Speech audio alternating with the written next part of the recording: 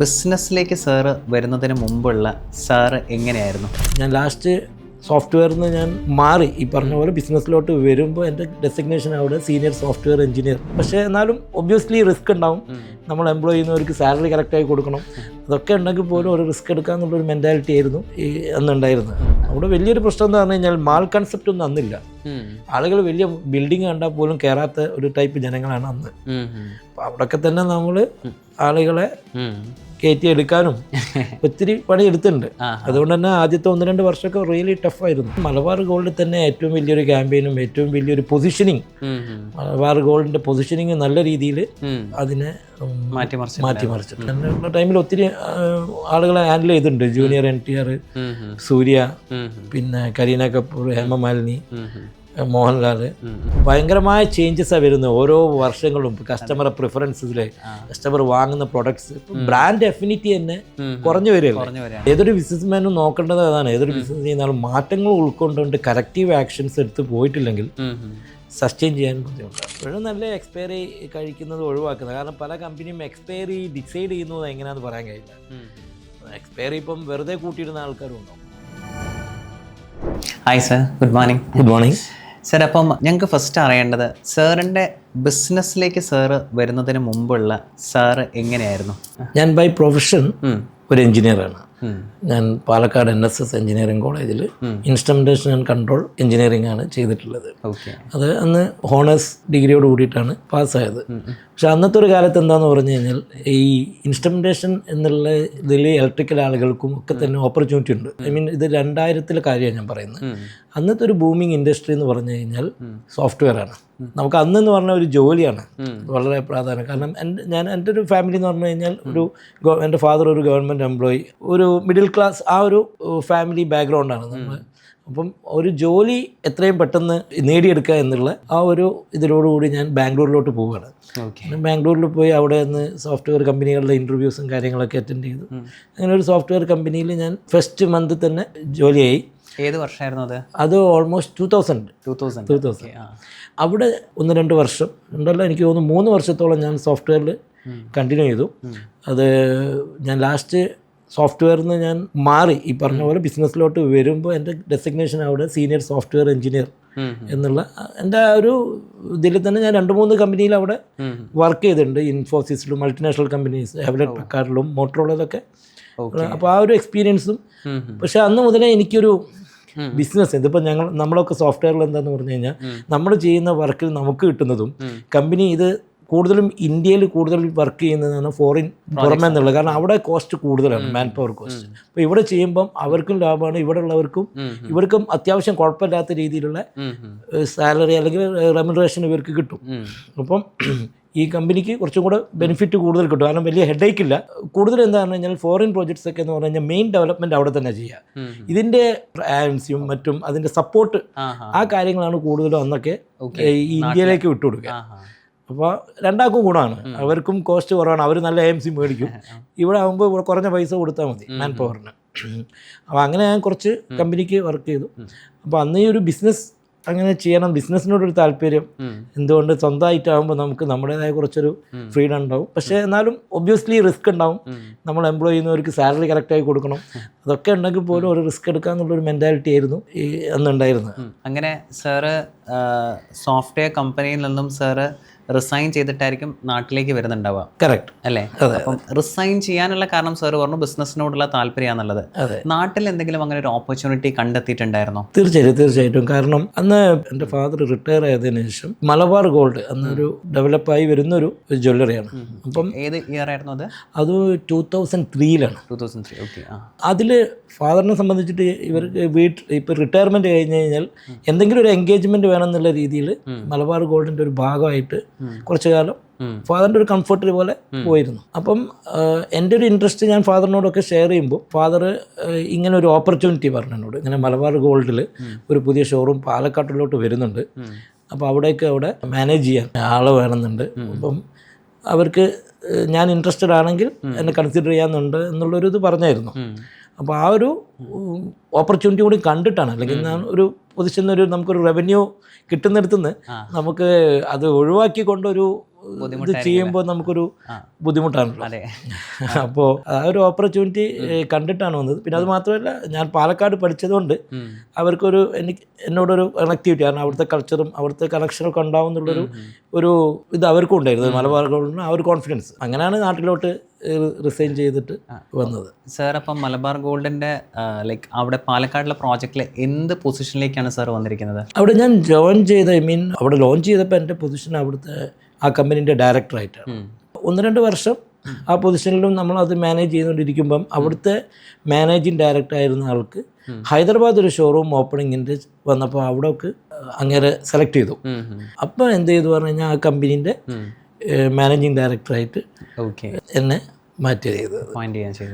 അതിനുശേഷം ഒരു 2010 വരെ ഞാൻ പാലക്കാട് ആ ഷോറൂമിൽ ഫുൾ ടൈം ആയിട്ട് തന്നെ ഉണ്ടായിരുന്നു. കാരണം അതൊരു ചാലഞ്ചിങ് മാർക്കറ്റായിരുന്നു. അന്ന് അവിടെ ക്വാളിറ്റി കുറഞ്ഞ ഗോൾഡും ഗിഫ്റ്റും കൊടുക്കുന്ന ഒരു മാർക്കറ്റിൽ നമ്മളന്ന് പോകുന്നത് 916 ഹാൾമാർക്ക്ഡ് ക്വാളിറ്റി, വളരെ ട്രാൻസ്പെറൻ്റ് ആയിട്ട് നമ്മൾ ടാഗ് വരെ ഉണ്ടാവും. അന്നൊന്നും ടാഗ് ഒന്നും വെക്കില്ല.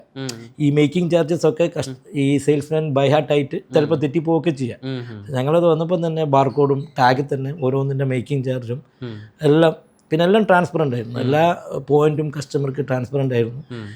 പിന്നെ അവിടെ പാലക്കാട് ജനങ്ങൾക്ക് തന്നെ ഒരു അഫിനിറ്റിയാണ് എപ്പോഴും. അവരെവിടാണോ പോകുന്നത് അവിടെ നിന്ന് കൂടി ഷിഫ്റ്റ് ചെയ്യാന്ന് പറയുന്നത് കുറച്ചൊരു, നമ്മൾ ഒരുപാട് എഡ്യൂക്കേഷൻ ചെയ്തു, ഒരുപാട് കൺവേർട്ട് ചെയ്തു. അങ്ങനെ ഒരു 3-4 ഇയേഴ്സ് ആകുമ്പോൾ നമ്മളെ സംബന്ധിച്ചിട്ട് അവിടുത്തെ ആ ഒരു ആളുകൾ മനസ്സിലാക്കി നമ്മുടെ ആ ഒരു സ്റ്റേജിലേക്ക്, അല്ലെങ്കിൽ അവിടുത്തെ തന്നെ നമ്പർ 1 ഷോപ്പ് എന്ന രീതിയിലേക്ക് വന്നു. ഈവൻ മലബാർ ഗ്രൂപ്പിൽ തന്നെ നന്നായി പെർഫോം ചെയ്യുന്ന ഒരു ഷോപ്പായിട്ട് മാറി. നമ്മളന്ന് പെർഫോമൻസ് ഒക്കെ നോക്കുക, നമ്മുടെ സ്റ്റോക്ക് എത്ര റൊട്ടേറ്റ് ചെയ്യുന്നു എന്നുള്ളതാണ്.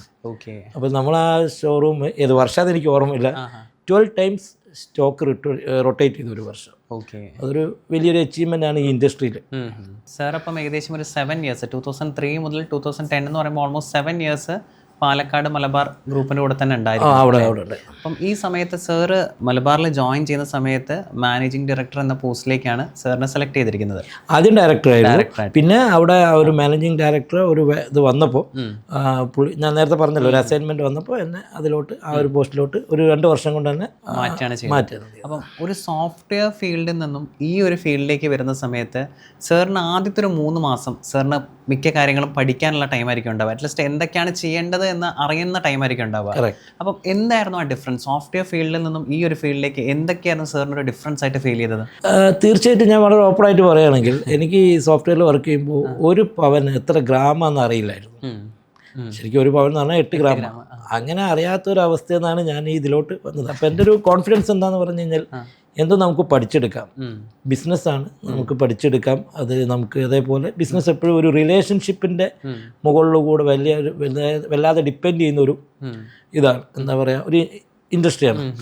അപ്പം ഞാൻ വന്ന ഉടനെ തന്നെ എനിക്ക് കുറച്ചൊരു ഇത് സ്ട്രെയിഞ്ച് ആയിട്ട് തോന്നി. കാരണം നമ്മളൊരു സോഫ്റ്റ്വെയറിലുണ്ടാവുന്ന വർക്ക് എൻവയൺമെൻറ്റും ഇവിടെ വരുന്നതും, പക്ഷേ എന്നാലും നമ്മളതൊരു എല്ലാ ഏരിയ ഒന്ന് ജസ്റ്റ് കുറച്ച് നോക്കി പഠിച്ചെടുത്തു. അതായത് അത് വലിയ, കാരണം നമ്മൾ ഓവറോൾ മാനേജ്മെൻ്റ് ആണല്ലോ. അപ്പോൾ ഏതെങ്കിലും ഒരു സ്പെസിഫിക് ഏരിയയിലല്ല, എല്ലാ ഏരിയയും ഞങ്ങൾക്കൊരു ട്രെയിനിങ് ഉണ്ടായിരുന്നു. ഓരോ സ്ഥലത്ത് ഇപ്പോൾ സെയിൽസിൽ നോക്കണം, കുറച്ച് നമ്മളെ ഗോൾഡ് മാനേജ് ചെയ്യുന്നിടത്ത്, മറ്റേത് കുറച്ച് ബില്ല് ചെയ്യുന്നിടത്ത്, അങ്ങനെ ഡിസ്കൗണ്ട് ചെയ്യുന്നത്.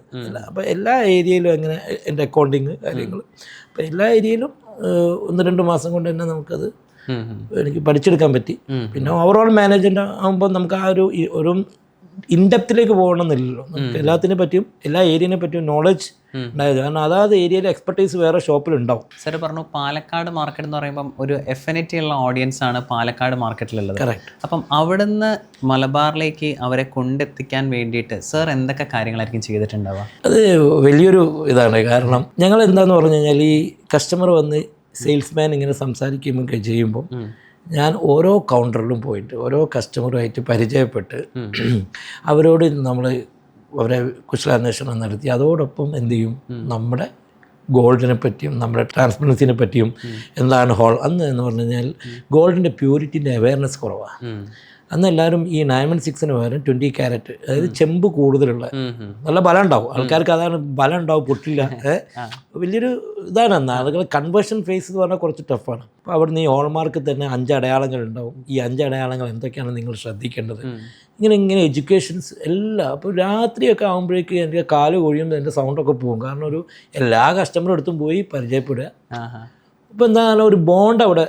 അതോടൊപ്പം തന്നെ ഞാൻ പാലക്കാടായിരുന്നു, ഞാൻ പാലക്കാട് ഇവിടെ പഠിച്ചതാണ്. അപ്പോൾ സ്വാഭാവികമായിട്ടും ആളുകളുമായിട്ട് ഒരു ബോണ്ട് ഇങ്ങനെ ഡെവലപ്പ് ചെയ്യും. അതോടൊപ്പം ഈ കല്യാണത്തിന് വരുന്ന ആൾക്കാരൊക്കെ കല്യാണം വിളിക്കും. ഓക്കെ. അപ്പോൾ എത്ര ദൂരമാണെങ്കിലും ഒരു 5 കല്യാണം ഉണ്ടെങ്കിലും രാവിലെ ഇറങ്ങും, ഗിഫ്റ്റോ അല്ലെങ്കിൽ ചിലപ്പോൾ ബൊക്കെ അതൊക്കെ ആയിട്ട് കല്യാണത്തിന് പോവും. അവിടെ നമ്മൾ ഇത് കൊടുക്കുന്നത് അവിടെ റെക്കോർഡഡ് ആവും. അപ്പോൾ സ്വാഭാവികമായിട്ടും ഇൻ കോഴ്സ് ഓഫ് ടൈം ഇത് വേർഡ് ഓഫ് മൗത്ത് ഇങ്ങനെ വരും. നമ്മുടെ ആൽബത്തിലും കാണുമ്പോൾ ഇത് മലബാർ എന്നാണ്. അപ്പം ആ ഒരു വേലയോടാണ് എഡ്യൂക്കേഷന്, റിലേഷൻഷിപ്പ് ബിൽഡ് ചെയ്യുക, അവർ വിളിക്കുന്ന ചടങ്ങുകളിൽ മറ്റു പോവുക, എല്ലാവരുമായിട്ട് നമ്മൾ ബന്ധപ്പെടണം. ബിസിനസ് ആകുമ്പം സാംസ്കാരികമായിട്ടുള്ള ആളുകളും അതുപോലെ തന്നെ മറ്റു രാഷ്ട്രീയ പാർട്ടികളും ഇതൊക്കെ ആയിട്ട്. അപ്പം നമുക്ക് നമ്മളെ അവരുമായിട്ട് ആ രീതിയിൽ കാര്യങ്ങൾ വളരെ ഓപ്പണായി അവരുടെ കൂടെ നിന്ന് നമ്മൾ ചെയ്യുമ്പോൾ സ്വാഭാവികമായിട്ടും ആളുകൾ നമ്മളിലോട്ട് കൺവേർട്ട് ചെയ്ത് വരും. അവിടെ വലിയൊരു പ്രശ്നം എന്ന് പറഞ്ഞു കഴിഞ്ഞാൽ മാൾ കൺസെപ്റ്റ് ഒന്നും അന്നില്ല. ആളുകൾ വലിയ ബിൽഡിംഗ് കണ്ടാൽ പോലും കയറാത്ത ഒരു ടൈപ്പ് ജനങ്ങളാണ് അന്ന്. അപ്പം അവിടെയൊക്കെ തന്നെ നമ്മൾ ആളുകളെ കയറ്റി എടുക്കാനും ഒത്തിരി പണി എടുത്തിട്ടുണ്ട്. അതുകൊണ്ട് തന്നെ ആദ്യത്തെ 1-2 വർഷമൊക്കെ റിയലി ടഫായിരുന്നു. സാർ അങ്ങനെ മലബാറിന്ന് ഏകദേശം 2010 ഇറങ്ങിയിട്ടില്ല. 2010 ഞാൻ എൻ്റെ ഷോറൂം അസൈൻമെന്റ് മാറിയിട്ട് അതുണ്ട്. പിന്നെ കോർപ്പറേറ്റ് ഓഫീസിലോട്ട് പാൻ ഇന്ത്യ മാർക്കറ്റിംഗ് ഏറ്റെടുക്കാൻ വേണ്ടിയിട്ട്. അത് വലിയൊരു ഏരിയ ആണല്ലോ. അതായത് BTL മാർക്കറ്റിങ്ങും ATL ഉണ്ടാവും, പിന്നെ ഈ പറഞ്ഞ പോലെ സെലിബ്രിറ്റി, അതേപോലെ ഷൂട്ട്, പിന്നെ മീഡിയ സ്പെൻഡ്. ആ ഒരു ടൈമിൽ അതുപോലെ അന്ന് മലബാർ നല്ല എക്സ്പാൻഷൻ സ്പീഡിലാണ്. എനിക്ക് തോന്നുന്നു അന്ന് 10-40 ഷോറൂം ആയിട്ടുണ്ടായിരുന്നു.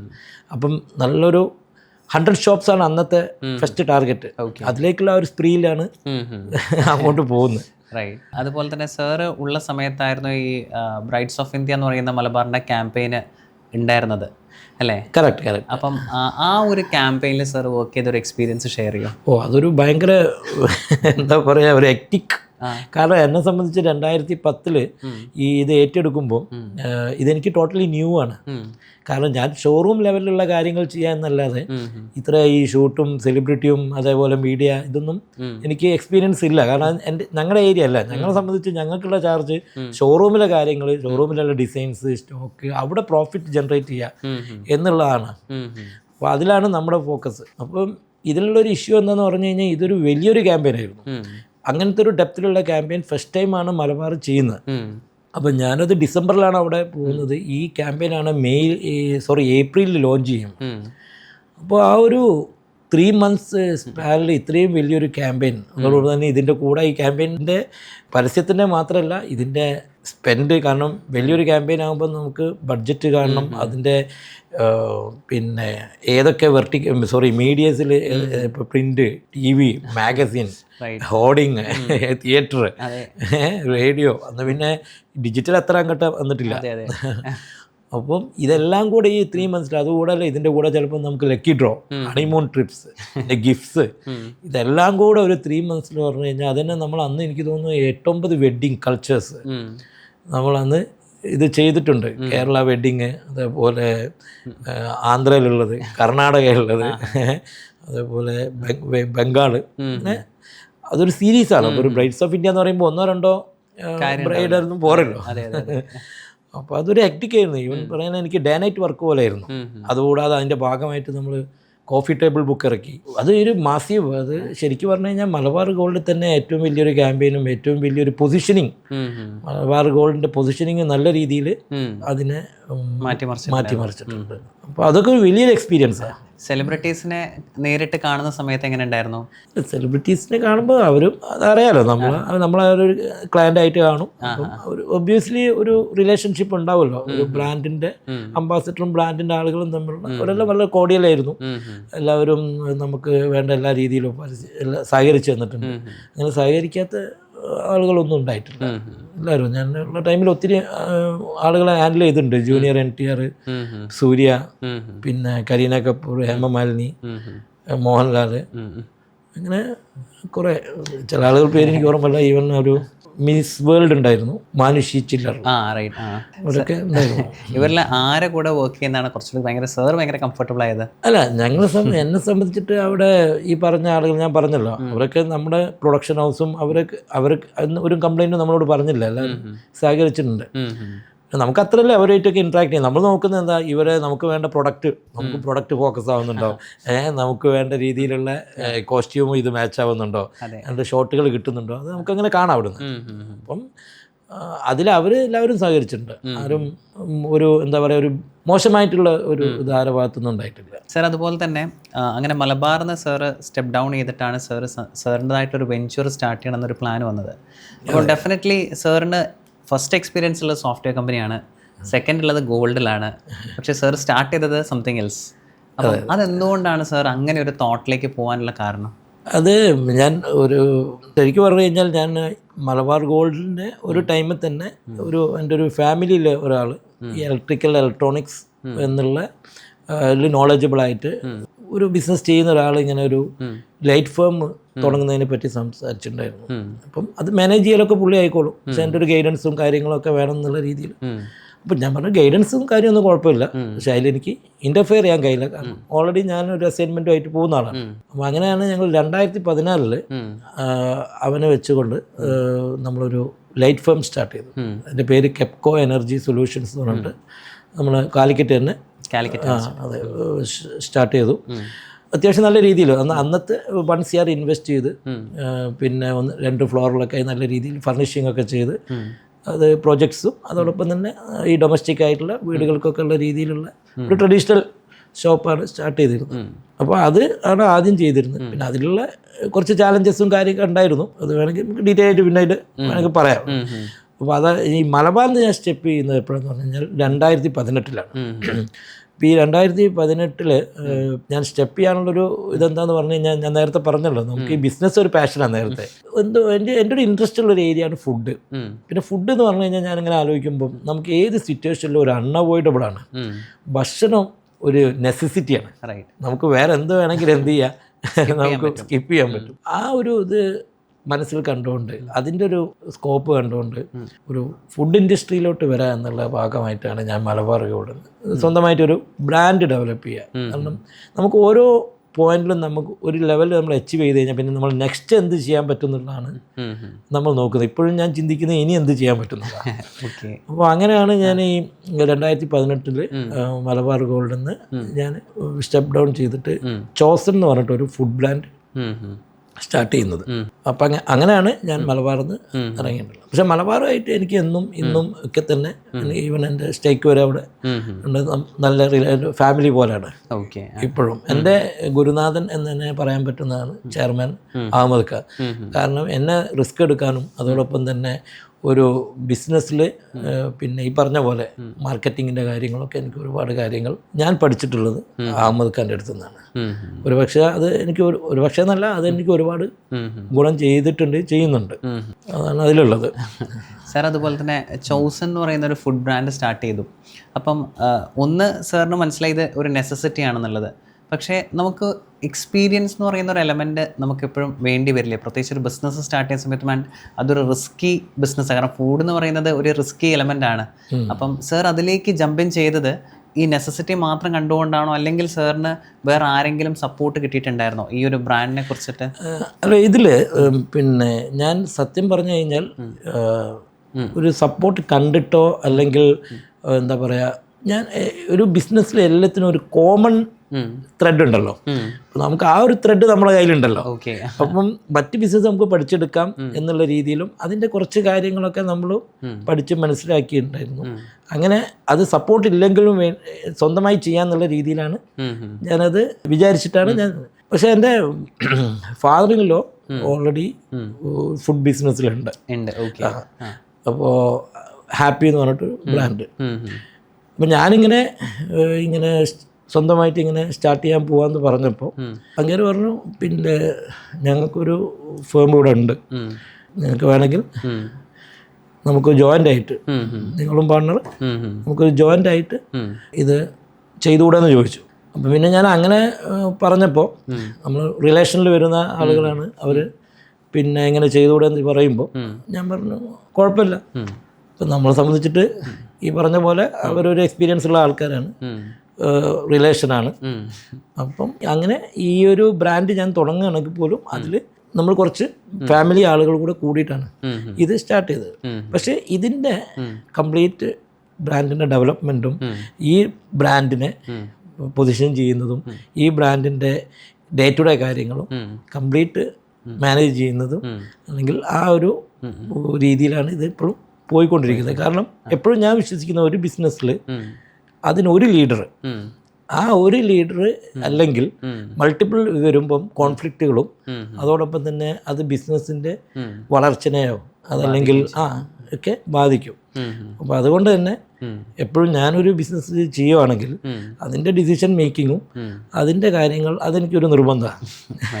കാരണം എന്താണെന്ന് പറഞ്ഞു കഴിഞ്ഞാൽ നമ്മളത് എഡ് ചെയ്യുമ്പോൾ അല്ലെങ്കിൽ നമ്മളായിട്ടൊരു കാര്യം ചെയ്യുമ്പോൾ അതിൻ്റെ ഒരു ബ്രാൻഡ് ലോഞ്ച് ചെയ്യുമ്പോൾ അത് നമ്മൾ തന്നെ മുന്നോട്ട് കൊണ്ടുപോകണം എന്നുള്ള അത് എങ്ങനെയാന്ന് പറഞ്ഞു കഴിഞ്ഞാൽ നമ്മൾ ചെയ്യുന്ന കാര്യങ്ങളുടെ റെസ്പോൺസിബിലിറ്റി നമുക്ക് കൂടുതലെടുക്കും. ചിലപ്പോൾ ചില കാര്യം നമ്മൾ ചെയ്യുന്നത് ചിലപ്പം സക്സസ് ആയിട്ടില്ലെങ്കിൽ, ഒരു ലീഡർ എന്ന് പറഞ്ഞാൽ നിങ്ങൾക്ക് അറിയാലോ, 10 കാര്യം ചെയ്താൽ 6 കാര്യം സക്സസ് ആയാൽ തന്നെ ലീഡറാണ്, അല്ലാതെ 10ഉം സക്സസ് ആവണമെന്നില്ല. എന്നാൽ പോലും ചിലപ്പോൾ നമ്മളൊരു മോറൽ റെസ്പോൺസിബിലിറ്റിയുടെ ഭാഗമായിട്ട് നമ്മൾ എന്തെങ്കിലും ചെയ്താൽ നമ്മൾ റെസ്പോൺസിബിലിറ്റി എടുക്കാൻ ഞാൻ തയ്യാറാണ്. എൻ്റെ ഒരു ക്യാരക്ടർ വെച്ചിട്ട് എന്തെങ്കിലും അങ്ങനെ വന്നു കഴിഞ്ഞാൽ അതിൻ്റെ റെസ്പോൺസിബിലിറ്റി സ്വന്തം എടുക്കാൻ പോലും തയ്യാറായുള്ള ഒരു മൈൻഡ് സെറ്റ് ഉള്ള ആളാണ് ഞാൻ. അപ്പോൾ അതുകൊണ്ട് തന്നെ ഞാൻ കുറച്ചും കൂടെ റിസ്ക് കൂടുതൽ എടുക്കുന്ന ഒരാളാണ്. ഓക്കെ. അപ്പോൾ ഈ ബ്രാൻഡിൻ്റെ കേസിൽ നമ്മളൊരു ഫാമിലി ഫേം പോലാണ് ഇപ്പോൾ ഉള്ളത്. അപ്പോൾ അത് മൊത്തം മാനേജ് ചെയ്യുന്നതും അതിൻ്റെ എല്ലാ ഓപ്പറേഷൻസും എല്ലാം നോക്കുന്നതും അതിൻ്റെ ഈ പറഞ്ഞ പോലെ എന്ത് പ്രോഡക്റ്റ് ലോഞ്ച് ചെയ്യണം അല്ലെങ്കിൽ എന്ത് സ്ട്രാറ്റജി എടുക്കണം, എന്ത് മാർക്കറ്റിംഗ് ചെയ്യണം, എല്ലാ കാര്യവും. സാർ, മാർക്കറ്റിലേക്ക് സാറിൻ്റെ പ്രോഡക്ട്സ് ഇൻട്രൊഡ്യൂസ് ചെയ്ത സമയത്ത് അപ്പം ആ ബ്രാൻഡ് ആക്ച്വലി അൺനോൺ ആയിരിക്കും. അതായത് മാർക്കറ്റിലേക്ക് ഇൻട്രൊഡ്യൂസ് ചെയ്യുന്ന സമയത്ത് ആൾക്കാർക്ക് ഫെമിലർ ആയിക്കൊള്ളുന്നില്ല. അപ്പം സാർ എങ്ങനെയാണ് ആൾക്കാർക്ക് സാറിൻ്റെ പ്രോഡക്ട്സ് പരിചയപ്പെടുത്തിയത്?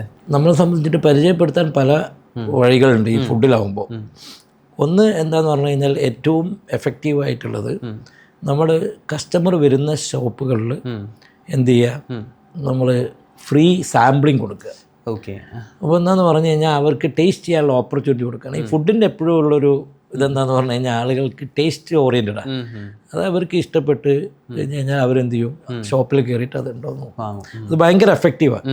പിന്നെ ചെയ്യുന്നൊരു ഇതെന്താന്ന് പറഞ്ഞു കഴിഞ്ഞാൽ പ്രൊമോട്ടേഴ്സിനെ വെക്കും. പ്രൊമോട്ടേഴ്സ് പറയും വരുമ്പോൾ നല്ലൊരു പ്രൊഡക്റ്റാണ്, ഞാൻ ഉപയോഗിച്ചതാണ്, സാറൊന്ന് കൊണ്ടുപോയി നോക്കൂ, എന്തെങ്കിലും ഉണ്ടെങ്കിൽ ഞാനിവിടെ ഉണ്ടാവും, ഞങ്ങൾക്ക് ഉറപ്പാണ് സാർ ഇത് ഒരു പ്രാവശ്യം ഉപയോഗിച്ചാൽ വീണ്ടും വന്ന് മേടിക്കും. അപ്പം അങ്ങനത്തെ ഉള്ള ഇത് വരുമ്പോൾ ഒരു 10 കസ്റ്റമറിൽ ചിലപ്പോൾ ഒരു 5-6 കസ്റ്റമേഴ്സ് എന്ത് ചെയ്യും, അത് ട്രൈ ചെയ്യും. ഇതൊക്കെയാണ് ശരിക്കും പറഞ്ഞു കഴിഞ്ഞാൽ റിയലി. പിന്നെ അതല്ലാതെ ചെയ്യുന്നത് എന്താ പറഞ്ഞു കഴിഞ്ഞാൽ ഇപ്പോൾ 2-3 രീതിയിൽ ചെയ്യുന്നവരുണ്ട്. അതിൽ വളരെ ശ്രദ്ധിക്കേണ്ട ഒരു കാര്യം എന്താ പറഞ്ഞു കഴിഞ്ഞാൽ നമുക്ക് ആദ്യം ഡിസ്ട്രിബ്യൂഷൻ നെറ്റ്വർക്കാണ് ഇമ്പോർട്ടൻറ്റ്. ഞാൻ പരസ്യം ചെയ്തിട്ട് എൻ്റെ പ്രൊഡക്റ്റ് ഷോപ്പുകളിൽ ഇല്ലെങ്കിൽ പരസ്യം ചെയ്ത പണം പോയി. അതെ. ഫസ്റ്റ് നമ്മൾ നോക്കേണ്ടത് ഡിസ്ട്രിബ്യൂഷൻ നെറ്റ്വർക്ക് ഡെവലപ്പ് ചെയ്യുക. സെയിൽസ് ആളുകളെ, അതായത് ഷോപ്പുകളിലെ ആളെ ഓർഡർ എടുക്കാൻ ഷോപ്പുകളിൽ കണക്ഷനുള്ള സെയിൽസ് ഓഫീസേഴ്സിൽ വെച്ച് നമ്മളെ പ്രൊഡക്റ്റ് ഷോപ്പിൽ കയറ്റണം. അതാണ് ഏറ്റവും വലിയ ടാസ്ക്. കാരണം ഷോപ്പ് എന്ന് പറഞ്ഞു കഴിഞ്ഞാൽ ഒരു ലിമിറ്റഡ് ഏരിയ, ഒത്തിരി ബ്രാൻഡ് ഉണ്ടാവും, ഇതെല്ലാം കൂടെ വെക്കാനുള്ള സ്പേസ് ഉണ്ടാവില്ല. ഒരു സൂപ്പർ മാർക്കറ്റിൻ്റെ ഏറ്റവും വലിയ ഓവർ ഹെഡ് എന്താന്ന് പറഞ്ഞു കഴിഞ്ഞാൽ റെൻ്റാണ്, പിന്നെ ഇലക്ട്രിസിറ്റിയാണ്, പിന്നെ സാലറിയാണ്. അപ്പം ഏരിയ കൂടുമ്പോൾ എന്തായി ഇതെല്ലാം കൂടും. റെൻറ്റ് മാത്രമല്ല, സ്റ്റാഫിൻ്റെ എണ്ണം കൂടും, ഇലക്ട്രിസിറ്റി കൂടും, എല്ലാ എക്സ്പെൻസും അതിനനുസരിച്ച് കൂടും. അപ്പോൾ അവിടെ ഒരു പുതിയ ബ്രാൻഡ് വരുമ്പോൾ ഞങ്ങൾ എന്തിനാണ് ഇത് വെക്കുന്നത്, ഇത് പുതിയ ബ്രാൻഡല്ലേ, ആരും വന്ന് ചോദിച്ചിട്ടൊന്നുമില്ല. പിന്നെ അവരെന്ത് ചെയ്യും, അവർ അവരുടേതായ ഇത് പറയും. അവിടെ നമ്മൾ വീണ്ടും വീണ്ടും പോയി പലപ്പോഴും പല ഷോപ്പുകളിലും ഞാൻ അതേപോലെ എൻ്റെ വേറൊരു പിന്നെ എൻ്റെ വർക്ക് ചെയ്യുന്ന നമ്മളൊരു പാർട്ണറുണ്ട്. അങ്ങേര് പിന്നെ കേരളം മൊത്തം ഈ ഹാപ്പി എന്ന ബ്രാൻഡിൽ പിന്നെ ഓവറോൾ പിന്നെ റീജിയണൽ സെയിൽസ് മാനേജറായിട്ടും അതോടൊപ്പം തന്നെ പുള്ളിക്ക് എക്സ്പീരിയൻസ് പുറത്തുമുണ്ട്. സൗദിയിലൊക്കെ വലിയൊരു കമ്പനിയിൽ വർക്ക് ചെയ്തിട്ടുള്ള എക്സ്പീരിയൻസ് ഉണ്ട്. പുള്ളിക്ക് ഇവിടുത്തെ ഡിസ്ട്രിബ്യൂട്ടേഴ്സായിട്ടൊക്കെ കണക്ഷനുണ്ട്. അതുകൊണ്ട് തന്നെ, കാരണം ഹാപ്പിയുടെ കൂടെ വർക്ക് ചെയ്തുകൊണ്ട് കുറേ ഡിസ്ട്രിബ്യൂട്ടേഴ്സിൻ്റെ കണക്ഷനുണ്ട്. അപ്പം പുള്ളിയുടെ ആ കണക്ഷൻസും ഉപയോഗിച്ചിട്ടാണ് നമ്മൾ ആദ്യം കുറേ ഈ പറഞ്ഞ നിലവിലുള്ള ഹാപ്പി ബ്രാൻഡിൻ്റെ ഡിസ്ട്രിബ്യൂട്ടേഴ്സിനൊക്കെ നമ്മൾ ഉപയോഗപ്പെടുത്തിക്കൊണ്ടാണ് ഇത് ലോഞ്ച് ചെയ്തത്. അതൊരു ഇതാണ് എന്താ പറഞ്ഞു കഴിഞ്ഞാൽ ഡിസ്ട്രിബ്യൂട്ടേഴ്സിനെ അപ്പോയിൻറ്റ് ചെയ്യലും വലിയൊരു ബുദ്ധിമുട്ടാണ്. കാരണം പുതിയ ബ്രാൻഡ് വരുമ്പോൾ ഡിസ്ട്രിബ്യൂട്ടറും പറയും ഇതിപ്പോൾ എങ്ങനെ അറിയില്ല, ഞങ്ങൾ പിന്നെ സാധനം വേണമെങ്കിൽ എടുക്കാം, ക്യാഷ് നിങ്ങൾ ചോദിക്കരുത്, ഞങ്ങൾക്ക് ഇത് കടയിൽ കൊടുത്ത് കടയിൽ നിന്ന് പോയിട്ട് പൈസ കിട്ടിയാലൊക്കെ ഞങ്ങൾ നിങ്ങൾക്ക് പൈസ തരുള്ളൂ. അങ്ങനെയാണെങ്കിൽ ആ ഒരു ലൈനാണ്. അപ്പോൾ അവിടെയൊക്കെ നമുക്ക് കുറച്ചും കൂടി ഒരു ഈസിനെസ് കിട്ടി. കാരണം ആ ഒരു കണക്ഷൻ ഈ പറഞ്ഞ പോലെ എൻ്റെ കൂടെ വർക്ക് ചെയ്യുന്ന പാർട്ട്ണർക്ക് കണക്ഷൻസും, അതായത് ഇപ്പം അവർ സ്റ്റോക്ക് അവിടെ വെക്കുകയാണെങ്കിൽ അവർ നമ്മൾ പെയ്ഡ് ആയിട്ടാണ് വെക്കുന്നത്. അവർ പേ ചെയ്യാൻ തയ്യാറാവില്ല ആദ്യം പുതിയ ബ്രാൻഡ്. കാരണം ഇത് പോയിട്ടില്ലെങ്കിലോ ഇത് റിട്ടേൺ വന്നാലോ നിങ്ങൾ നാളെ ഇവിടെ കാണുന്നെന്താ ഉറപ്പ്, നിങ്ങൾ ഈ സാധനം ഇവിടെ വെക്കും, ഇത് അവസാനം ഞാൻ ഷോപ്പ് കൊടുത്ത് കസ്റ്റമർ എടുക്കാതെ തിരിച്ചു വന്നാൽ എനിക്ക് ഈ പൈസ പോകും. അതുകൊണ്ട് ഞങ്ങൾ ഇത് വിറ്റിട്ടൊക്കെ പൈസ തരുള്ളൂ. അതായത് 50 ദിവസം 60 ദിവസമൊക്കെ കഴിഞ്ഞിട്ട് തരുള്ളൂ. അങ്ങനെയാണെങ്കിൽ നോക്കാം എന്നൊക്കെയാണ് പറയാം. അതാണ് ഇതിൽ ഇപ്പോഴത്തെ ഒരു ട്രെൻഡ്. അതാണ്, ഇതാണ് യാഥാർത്ഥ്യം. കാരണം അവർക്കും അവരുടേതായ പ്രശ്നങ്ങളുണ്ട്. കാരണം ഷോപ്പിൽ പോയാൽ പൈസ കറക്റ്റ് കിട്ടുന്നത് ഇന്നൊക്കെ അത് ഭയങ്കരമായിട്ട് കൂടിയിട്ടുണ്ട്. കാരണം ഈ ഷോപ്പുകളിൽ നിന്ന് കറക്റ്റ് പേയ്മെൻറ്റ്സ് ഷോപ്പിൽ നിന്നും കിട്ടാറില്ല. കാരണം ഷോപ്പിൻ്റെതായ പ്രശ്നങ്ങൾ കാരണം മാറ്റങ്ങൾ വന്നുകൊണ്ടിരിക്കുകയാണ്. ഭയങ്കരമായ ചേഞ്ചസാണ് വരുന്നത് ഓരോ വർഷങ്ങളും. ഇപ്പോൾ കസ്റ്റമർ പ്രിഫറൻസിൽ കസ്റ്റമർ വാങ്ങുന്ന പ്രൊഡക്ട്സ്, ഇപ്പം ബ്രാൻഡ് എഫിനിറ്റി തന്നെ കുറഞ്ഞു വരികയാണ്. ഇപ്പം നമുക്ക് ഇന്ന ബ്രാൻഡ് തന്നെ വേണമെന്നില്ല. ഇപ്പം നാഷണൽ ബ്രാൻഡ്സ് വരെ ആളുകൾ എന്ത് ചെയ്യുന്നുണ്ട്, മാറ്റി. പിന്നല്ല റീജിയണൽ ബ്രാൻഡ്സ് പ്രിഫറൻസ് എഫിനിറ്റി ഒക്കെ ആ കാലം കഴിഞ്ഞു. ഇപ്പോൾ ആളുകൾ പുതിയത് ട്രൈ ചെയ്യാൻ തയ്യാറാണ്. നല്ല പാക്കിംഗ് കണ്ടാൽ തയ്യാറാണ്. നല്ലതാണോ വീണ്ടും വാങ്ങും. അത് ഷിഫ്റ്റിംഗ് കൂടി. പണ്ട് ഷിഫ്റ്റിംഗ് കുറവാണ്, വാങ്ങുന്ന തന്നെ വാങ്ങിക്കൊണ്ടിരിക്കുന്നത്. അപ്പോൾ ആ ഒരു ഇതൊക്കെ മാറി. പിന്നെ പല രീതിയിലും പല ഡൊമൈനിലും സാധനങ്ങൾ കിട്ടാൻ തുടങ്ങി. ഇപ്പോൾ അറിയാലോ, പല ഓൺലൈനിൽ ഈ പറഞ്ഞ ബ്ലിങ്കിറ്റ്, ഇൻസ്റ്റാമാർട്ട്, ഇവർക്ക് വീടുകളിൽ വന്ന് എത്തിച്ചു കൊടുക്കുകയാണ്. അതൊക്കെ മെട്രോ സിറ്റീസിലൊക്കെ വലിയ ഇമ്പാക്റ്റ് ഉണ്ടാക്കുന്നുണ്ട്. കാരണം അവിടെയൊക്കെ എന്ന് പറഞ്ഞു കഴിഞ്ഞാൽ ആളുകൾക്ക് ട്രാഫിക്കും ഇതൊക്കെ ഒഴിവായി കിട്ടുമല്ലോ. പാർക്കിങ്ങും ട്രാഫിക്ക്, നമുക്ക് മാറ്റങ്ങൾ ഏതൊരു ബിസിനസ്മാനും നോക്കേണ്ടത് അതാണ്. ഏതൊരു ബിസിനസ് ചെയ്യുന്നാലും മാറ്റങ്ങൾ ഉൾക്കൊണ്ടുകൊണ്ട് കറക്റ്റീവ് ആക്ഷൻസ് എടുത്ത് പോയിട്ടില്ലെങ്കിൽ സസ്റ്റെയിൻ ചെയ്യാൻ ബുദ്ധിമുട്ടാണ്. സാർ അങ്ങനെ ഡിസ്ട്രിബ്യൂഷൻ നെറ്റ്വർക്ക് എസ്റ്റാബ്ലിഷ് ചെയ്ത് കഴിഞ്ഞു. ഇനി ബ്രാൻഡിനെ മാർക്കറ്റിലേക്ക് ഇൻട്രൊഡ്യൂസ് ചെയ്യുക. അപ്പം നോർമലി സാർ പറഞ്ഞത് വെച്ചാൽ ഒന്ന് കസ്റ്റമർ സൂപ്പർ മാർക്കറ്റ്സിൽ സാമ്പിളിംഗ് ഒക്കെ കൊടുത്തിട്ടാണ് ചെയ്തതെന്നുള്ളത്. അഡ്വർടൈസ്മെന്റിനെ കുറിച്ച് സാർ ട്രൈ ചെയ്തിട്ടുണ്ടായിരുന്നോ ഇനീഷ്യലി? ഉണ്ട്. അതായത് നമ്മുടെ ഈ ഡിസ്ട്രിബ്യൂഷൻ നെറ്റ്വർക്കൊക്കെ ഒരുവിധം സെറ്റാവുകയും അതോടൊപ്പം തന്നെ അത് മാത്രവും കാര്യമില്ല, ഷോപ്പിൽ ഈ സാധനം കൊണ്ടുവച്ചിട്ട് കസ്റ്റമർ എടുക്കണമല്ലോ. കസ്റ്റമർ ഒരു മിനിമലിസ്റ്റിക് ലെവലിൽ എടുത്ത് തുടങ്ങാനും കൂടി ഞാൻ വെയിറ്റ് ചെയ്തിട്ടുണ്ട്. കാരണം എന്താണെന്ന് പറഞ്ഞു കഴിഞ്ഞാൽ നമ്മൾ സ്പെൻഡ് ചെയ്യുമ്പോൾ വളരെ ശ്രദ്ധിക്കണം. ഏത് പ്രൊഡക്റ്റാണ് ആളുകൾ ആക്സെപ്റ്റ് ചെയ്യാന്ന് എനിക്കറിയില്ല. ഞാൻ കുറേ പ്രൊഡക്റ്റ് ഇറക്കി. ബേക്കിംഗ് കാറ്റഗറിയിലുണ്ട് ചോക്കോസ്, കോൺഫ്ലേക്സ്. ഈ ചോക്കോസ് കോൺഫ്ലേക്സ് എന്ന് പറഞ്ഞാൽ നമ്മൾ കോമ്പീറ്റ് ചെയ്യുന്നത് കെല്ലോക്സിനോടാണ്. ഞാൻ സ്പ്രെഡ് ഇറക്കി. സ്പ്രെഡ് കോമ്പീറ്റ് ചെയ്യുന്ന അന്ന് നെറ്റലിനോടും ഹെർഷേഴ്സിനോടുമാണ്. ബേക്കിംഗ് എന്ന് പറഞ്ഞു കഴിഞ്ഞാൽ അന്ന് വേറെ പല ബ്രാൻഡുകളും ഉണ്ടായിരുന്നു. ഇന്ന് ചില ബ്രാൻഡുകളൊക്കെ പോയി. അതിലുള്ള ഒരു സ്പെൻഡ് ചെയ്യുന്നുണ്ട് വളരെ കെയർഫുള്ളായിട്ടാണ്. എന്നാൽ എങ്ങനെ പറഞ്ഞു കഴിഞ്ഞാൽ നമ്മളൊരു എക്സ്പീരിയൻസ് വെച്ചിട്ട് നഷ്ടം മാക്സിമം ഒഴിവാക്കിയിട്ടുള്ളൊരു സ്ട്രാറ്റജി ഇതിലെടുത്ത് ഇന്നിപ്പോൾ അതന്നെ കണ്ടിന്യൂ ചെയ്യുന്നു. അങ്ങനെ ഇരുന്നപ്പോൾ സത്യം പറഞ്ഞു കഴിഞ്ഞാൽ കോവിഡ് നമുക്കൊരു വലിയൊരു ചേഞ്ച് കൊണ്ടുവന്നു.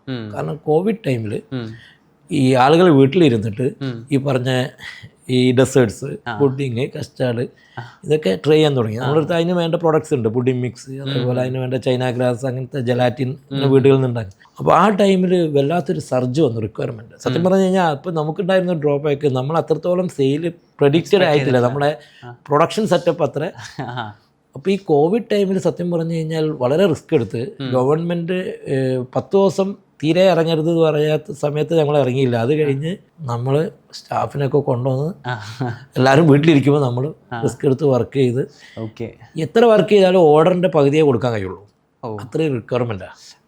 അന്ന് പല ബ്രാൻഡ്സിന് സാധനമില്ല, പല ബ്രാൻഡും പ്രൊഡക്ഷനാണ് നടക്കുന്നില്ല. പക്ഷെ അന്ന് നമ്മൾ പറ്റുന്ന രീതിയിൽ ചെയ്ത് അന്ന് നമുക്ക് എന്ത് ചെയ്തു, ആ വർഷം നമുക്ക് അതുവരെ ലോസ് ഉണ്ട്, ആ വർഷം നമുക്ക് പ്രോഫിറ്റ് വരെ കോവിഡ് ടൈമിൽ പ്രോഫിറ്റ് ബുക്ക് പ്രോഫിറ്റ് വന്നു ആ വർഷം. അപ്പം നമുക്ക് കുറച്ചും കൂടി ഒരു കോൺഫിഡൻസ് വന്നു പരസ്യമൊക്കെ ചെയ്യുക. അതിനുശേഷം നമ്മൾ ഒരു പരസ്യം എടുത്ത് നമ്മൾ ടി വിയിലൊക്കെ കുറച്ച് നമ്മൾ സ്പെൻഡ് ചെയ്തു.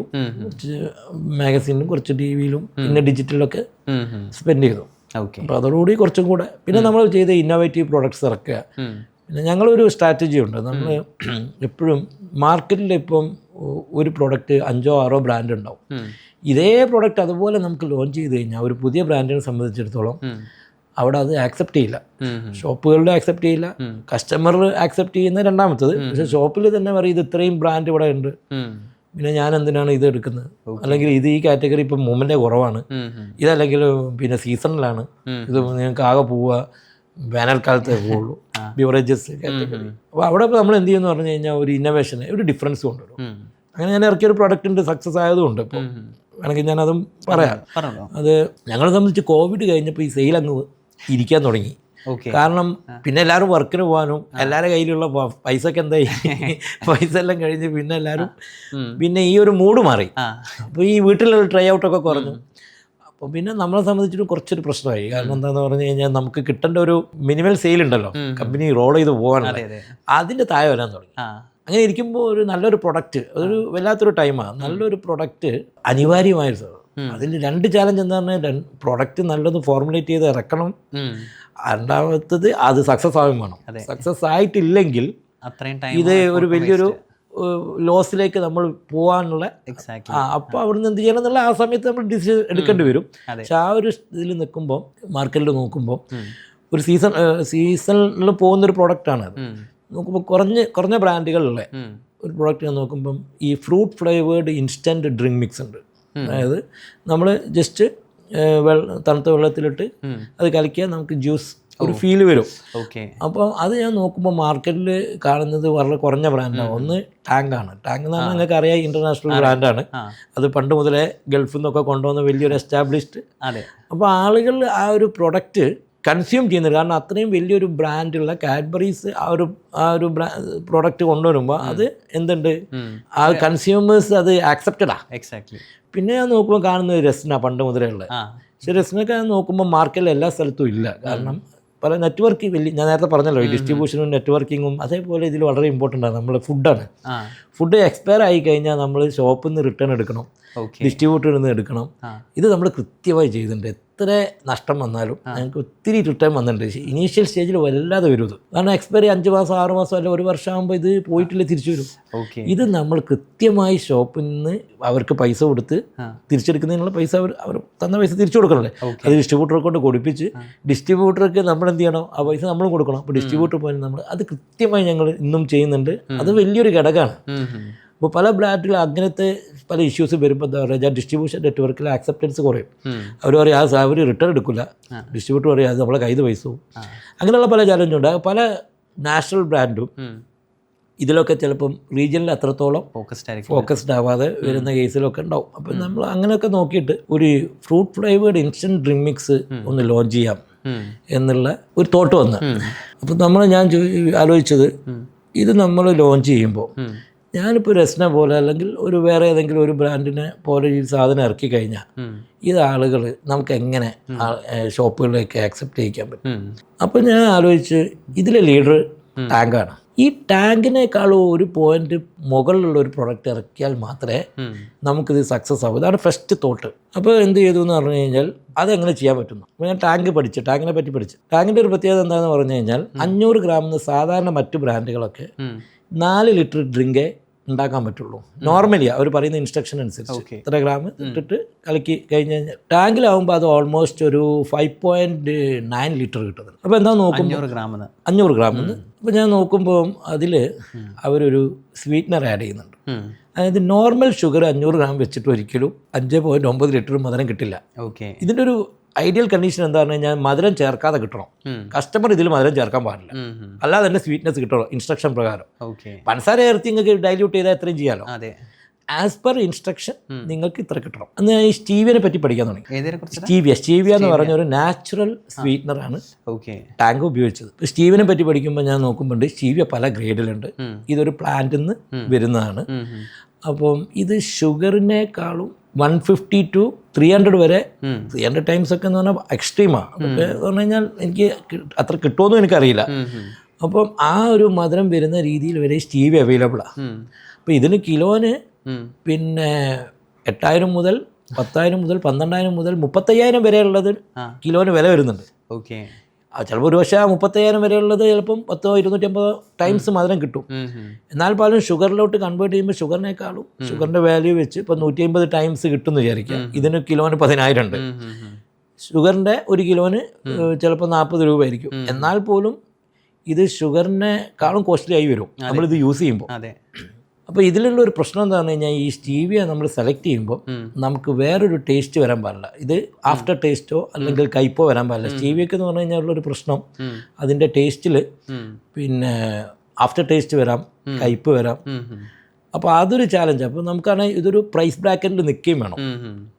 അപ്പോൾ അങ്ങനെ നിൽക്കുമ്പോൾ നമുക്കൊരു ഗ്രേഡ് സ്റ്റീവിയ ഒരു ബ്രാൻഡ് കിട്ടി, ഒരു US ബ്രാൻഡ്. അപ്പം അത് നമുക്ക് നോക്കുമ്പോൾ ഉള്ള പ്രൈസ് ബ്രാക്കറ്റിൽ നിന്ന് അങ്ങനെ ഫോർമുലേറ്റ് ചെയ്തു ഒരു ഫോർമുലേഷൻ 6 ലിറ്റർ കിട്ടുന്ന രീതിയിൽ, ഒരു 100 ml എങ്കിലും കൂടുതൽ കിട്ടുന്നത്. അത് ഫോർമുലേറ്റ് ചെയ്തു.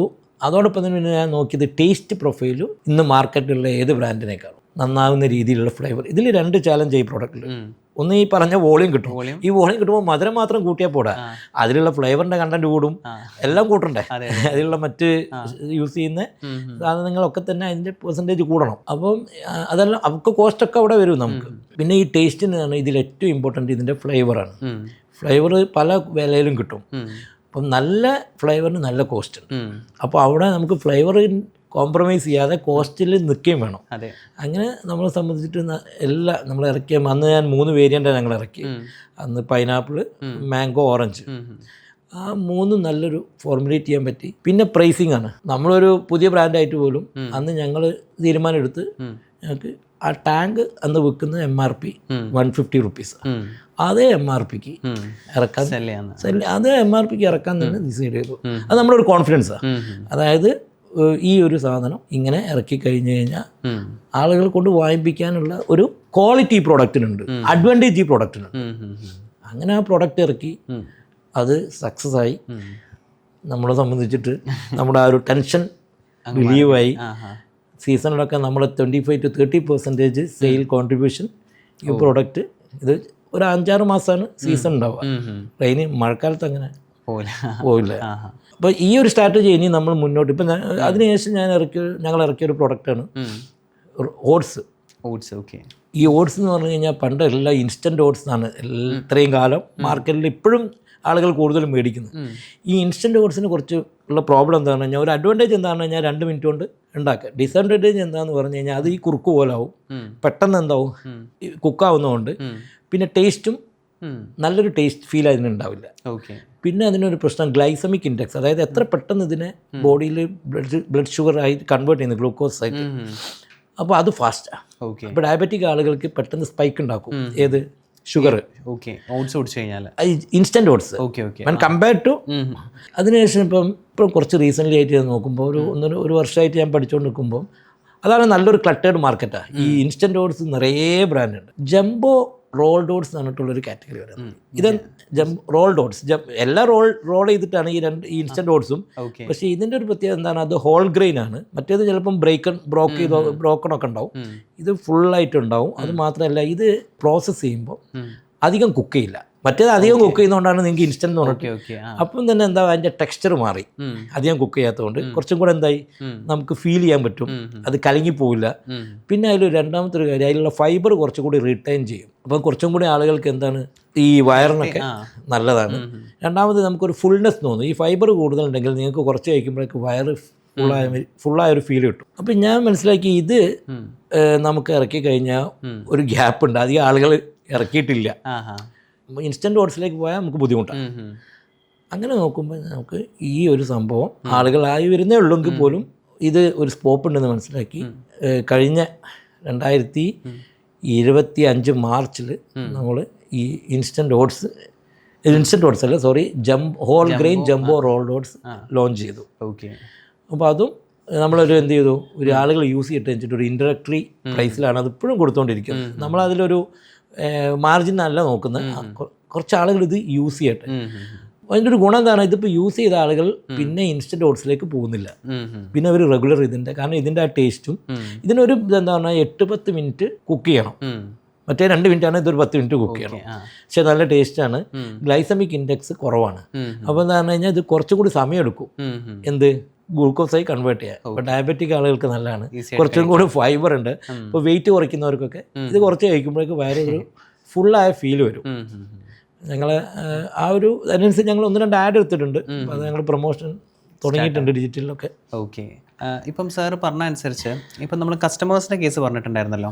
അപ്പോൾ നോർമലി ഇന്നത്തെ കൺസ്യൂമേഴ്സ് അവർ ഭയങ്കര പ്രൈസ് സെൻസിറ്റീവാണ്. അപ്പം സാർ പറഞ്ഞ പോലെ 3-4 പ്രോഡക്റ്റ് കാറ്റഗറീസ് ഉണ്ടെന്ന് വിചാരിക്കാം. അപ്പോൾ ഇവർ പ്രൈസ് നോക്കിയിട്ടാണോ ശരിക്കും പ്രോഡക്റ്റ് വാങ്ങുന്നത്, അല്ലെങ്കിൽ ഈ പറയുന്ന പോലെ എല്ലാം ബാക്കിൽ കൊടുക്കുന്ന ഹെൽത്തി ഏതാണ് അൺഹെൽത്തി ഏതാണ് എന്ന് ഡിഫറൻഷിയേറ്റ് ചെയ്തിട്ടാണോ അവർ വാങ്ങുന്നത്? സാറിൻ്റെ ഒരു ഒബ്സർവേഷനിൽ സാറിന് എന്താ തോന്നിയിരിക്കുന്നത്? ഇതിൽ നമ്മളൊരു സൊസൈറ്റിയിൽ പല നോളജ് ലെവലുള്ളവരും പല ക്ലാസ്സുകളിലായിട്ട് അല്ലെങ്കിൽ പല ചുറ്റുപാടുകളിലൊക്കെ വളർന്ന നോളജ് അനുസരിച്ച് ചില ആളുകൾ ഇപ്പോൾ എന്താ പറഞ്ഞു കഴിഞ്ഞാൽ ഹെൽത്തിനെ പറ്റി കൂടുതൽ കോൺഷ്യസ് ആയിട്ടുള്ള ആളുകൾ ഈ പറഞ്ഞ ഇതിൽ എത്ര ഷുഗർ ഉണ്ട്, ഇതിലെത്ര പ്രോട്ടീൻ ഉണ്ട്, ഇതിൽ കാർബോഹൈഡ്രേറ്റ് കൂടുതലുണ്ടോ, ഇതെല്ലാം നോക്കും. ഇതെല്ലാം നോക്കിയിട്ട് വാങ്ങുന്നവർ ഒരുപക്ഷെ പ്രൈസ് നോക്കാതെ ഇതൊക്കെ വാങ്ങുന്ന ആൾക്കാർ ഒരു നിശ്ച ആൾക്കാരുണ്ട് കുറച്ച്. അതല്ല, നിങ്ങൾ ഈ പറഞ്ഞ പോലെ ഈ ഓഫർ കാണുമ്പോൾ മാത്രം പോകുന്ന ആൾക്കാർ അല്ലെങ്കിൽ പ്രൈസ് കുറഞ്ഞ് വാങ്ങുന്ന ഒരു കാറ്റഗറിയും ഉണ്ട്. അപ്പോൾ അത് പിന്നെ ഓരോ ഏരിയ അനുസരിച്ചും ഓരോരുത്തരെ അവരെ ഫൈനാൻഷ്യൽ ഇതൊക്കെ നോക്കിയിട്ടായിരിക്കും. സ്ത്രീകളൊരു ക്യാരക്ടർ അനുസരിച്ച് എപ്പോഴും ഒരു ഓഫർ കണ്ടാൽ അതിലോടൊരു താല്പര്യം കാണിക്കുന്ന ഒരു നേച്ചറാണ്. അപ്പോൾ അതുകൊണ്ടാണ് ഇപ്പോൾ സൂപ്പർ മാർക്കറ്റ്സ് ഒക്കെ പണ്ടത്തെ പോലെ അല്ല, ഇപ്പം ഒക്കെ ഒരു ഓഫർ ഡ്രിവൺ ആയിട്ട് മാറിയിട്ടുണ്ട്. ഇതിനൊക്കെ പോസിറ്റീവും ഉണ്ട് നെഗറ്റീവും ഉണ്ട്. കാരണം എന്താണെന്ന് പറഞ്ഞു കഴിഞ്ഞാൽ ഇതിങ്ങനെ ചെയ്യുമ്പം ഇത് നിർത്തിക്കഴിഞ്ഞാൽ സെയിൽ പോകും. അപ്പോൾ അതൊക്കെ ഒരു ബാലൻസ് ചെയ്ത ആൾക്കാരെങ്ങനെ പോകുന്നേ ഉള്ളൂ എന്നാണ് അതിൻ്റെ കാര്യം. പിന്നെ ഞാൻ വേറൊരു കാര്യം പറയാൻ മറന്നുപോയി നേരത്തെ. ഈ ടാങ്ക് ഇപ്പം എന്ത് ചെയ്തു പറഞ്ഞു കഴിഞ്ഞാൽ ഞാനത് ലോഞ്ച് ചെയ്ത് 1 വർഷം കഴിഞ്ഞപ്പോൾ അവർ ഈ നാച്ചുറൽ സ്റ്റീവിയ മാറ്റിയിട്ട് ആർട്ടിഫിഷ്യലാക്കി സൂക്രലോസ്. അതാകുമ്പോൾ പ്രൈസ് കുറവാണ്. അത് കിലോന് 3000-3500 വരുമ്പോൾ സ്റ്റീവിയക്ക് 10,000 ആണ്. ഇത് 600 ഇരട്ടി മധുരവും കിട്ടും. ഓക്കെ. അപ്പം അങ്ങനെ ഒരു ചേഞ്ച് അവർ വരുത്തി. പക്ഷെ ഞാനത് ചെയ്തില്ല. എനിക്ക് വേണമെങ്കിൽ അങ്ങനെ ചെയ്ത് കഴിഞ്ഞാൽ എന്ത് ചെയ്യാൻ പറ്റും എന്ന് പറഞ്ഞു കഴിഞ്ഞാൽ എൻ്റെ പ്രോഫിറ്റ് കൂട്ടാലോ. കാരണം ഇതിന് വിലയും കുറവാണ്. പക്ഷെ നമ്മൾ ആ ഒരു നാച്ചുറലിലോട്ട് പോവുക എന്നുള്ള അത് ഈ സ്റ്റീവിയ ആണെങ്കിലും സുക്രലോസ് ആണെങ്കിലും 0 കാലറി 0 ഗ്ലൈസമിക് ഇൻഡെക്സ് എന്ന് പറയുന്നത് സ്മോൾ ഇൻഡസ്ട്രിയിൽ ഡൈജസ്റ്റ് ആയി പോകുന്നതുകൊണ്ട് എനർജി വരില്ല, ഇതിലേക്കും വരില്ല, ഏത് ബ്ലഡ് ഇതിലേക്കും. അപ്പോൾ ഞാൻ ആ ഒരു കാര്യം പറഞ്ഞ ഐഡിയലി ഞാൻ ഒരിക്കലും ഒരു ഇന്റർനാഷണൽ ബ്രാൻഡുകളൊന്നും അങ്ങനെ ഒരു നാച്ചുറൽ നിന്ന് ആർട്ടിഫിഷ്യലിലേക്ക് പോകുക എന്നുള്ളത് എനിക്കൊരു ഇപ്പോഴും ഒരു ചോദ്യത്തിന് why they have done that. എന്തുകൊണ്ടാണ് അവരത്? മേ ബി അവർക്ക് വല്ല ഇഷ്യൂസ് ഉണ്ടായേക്കാം. ബട്ട് സ്റ്റിൽ ഞാനത് അഡയർ ചെയ്യുന്ന ഇപ്പോഴും സ്റ്റീവിയ തന്നെയാണ് ഞങ്ങൾ യൂസ് ചെയ്യുന്നത്. അതുകൊണ്ടൊരു ഗുണം എന്താണെന്ന് പറഞ്ഞാൽ ആ പ്രൊഡക്റ്റിൻ്റെ ഗ്ലൈസമിക് ഇൻഡെക്സ് കുറവാണ്. അതിൽ 30% ഷുഗർ. ഇപ്പം നമ്മളൊരു വീട്ടിലൊരു ഗ്ലാസ് നാരങ്ങ വെള്ളം ഉണ്ടാക്കുകയാണ് ഫുൾ മധുരട്ടിട്ടല്ലേ. ഇതിൽ നിങ്ങൾ ഒരു വീട്ടിലുണ്ടാക്കുമ്പോൾ അതിൽ 70% പഞ്ചസാര വരുള്ളൂ, 30% സ്റ്റീവിയൻ്റെ കോൺട്രിബ്യൂഷനാണ്. നിങ്ങൾക്ക് മൊത്തം ഓവറോൾ ഷുഗർ ഇൻടേക്ക് കുറയും ഒരു ഗ്ലാസ്സിൽ 30%. ഓക്കെ. അങ്ങനെ ഒരു അഡ്വാൻറ്റേജും കൂടെ ഇതിനകത്തുണ്ട്. സോ നോർമലി നമ്മൾ ഓരോ പ്രോഡക്ട്സിനും അതിനൊരു എക്സ്പയറി ഡേറ്റ് ഉണ്ടാവും. ചിലപ്പോൾ നമ്മൾ വാങ്ങിയിട്ടുണ്ടാവും, ഷോപ്പിൽ നിന്ന് വാങ്ങിയിട്ടുണ്ടാവും, ചിലപ്പോൾ എക്സ്പയറി ഡേറ്റ് കഴിഞ്ഞിട്ടും ഉണ്ടാവും. അപ്പം എക്സ്പയറി ഡേറ്റ് കഴിഞ്ഞിട്ടുള്ള ഒരു പ്രോഡക്റ്റ് നമ്മൾ കഴിച്ചാൽ എന്തെങ്കിലും പ്രശ്നം ഉണ്ടാവുമോ? എക്സ്പയറി ഡേറ്റ് കഴിഞ്ഞിട്ടുള്ള പ്രോഡക്റ്റ് കഴിക്കുമ്പോൾ അതിൽ നമ്മൾ ശ്രദ്ധിക്കേണ്ടത് നമുക്ക് എന്തെങ്കിലും ഒരു ഫംഗൽ ഗ്രോത്തോ അങ്ങനെയൊക്കെ ഉണ്ടെങ്കിലാണ് പ്രശ്നം വരിക. അല്ലെങ്കിൽ എന്താണെന്ന് പറഞ്ഞാൽ ടേസ്റ്റ് പ്രൊഫൈൽ മാറും, ആ ഫ്രഷ്നെസ് മാറും, ആ പറഞ്ഞ എക്സ്പയറി പീരീഡിൻ്റെ ഉള്ളിലുള്ള ആ ഒരു ഫ്രഷ്നെസ് അതിന് വന്നില്ല. ചിലപ്പോൾ ചിലത് തണുത്തു പോയിണ്ടാവും. ആ ഒരു ടേസ്റ്റ് പ്രൊഫൈലിൽ ഒരു മാറ്റം വരാൻ ചാൻസ് ഉണ്ട്. പിന്നെ ചില ഈ പറഞ്ഞ പോലെ ഫ്ലേവർ ലോസ് വരും. നല്ല ഫ്ലേവേഴ്സൊക്കെ അത് ടൈം കഴിഞ്ഞ് കഴിഞ്ഞാൽ ടേസ്റ്റ് നിങ്ങൾ ആ ഫ്രഷ് ടേസ്റ്റോ അല്ലെങ്കിൽ ആ ഒരു പ്രോഡക്റ്റിൻ്റെ യഥാർത്ഥ ടേസ്റ്റിൽ നിന്നൊക്കെ മാറ്റം വന്നിട്ടുണ്ടാവും. ഇപ്പോഴും നല്ല എക്സ്പയറി കഴിക്കുന്നത് ഒഴിവാക്കുന്നത്. കാരണം പല കമ്പനിയും എക്സ്പയറി ഡിസൈഡ് ചെയ്യുന്നത് എങ്ങനെയാണെന്ന് പറയാൻ കഴിയില്ല. എക്സ്പയറി ഇപ്പം വെറുതെ കൂട്ടിയിടുന്ന ആൾക്കാരും ഉണ്ടാവും. വെറുതെ എന്താണെന്ന് കഴിഞ്ഞാൽ എക്സ്പയറി കുറച്ച് കൂടി കിടന്നോട്ടെ, എന്താണെങ്കിലും കസ്റ്റമർ കുറച്ച് എക്സ്പയറി കൂടുതലുണ്ടെന്ന് കണ്ടു കഴിഞ്ഞാൽ ഞാൻ പറഞ്ഞു 45 ദിവസം എക്സ്പയറിയുള്ള ഒരു സാധനമാണ് 20 ദിവസം മുതൽ കസ്റ്റമർ എടുക്കാതാവും.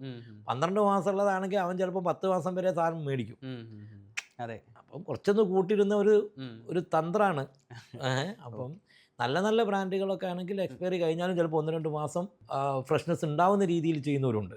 എക്സ്പയറി കഴിഞ്ഞാലും കുഴപ്പമില്ലാത്ത. Okay, depends.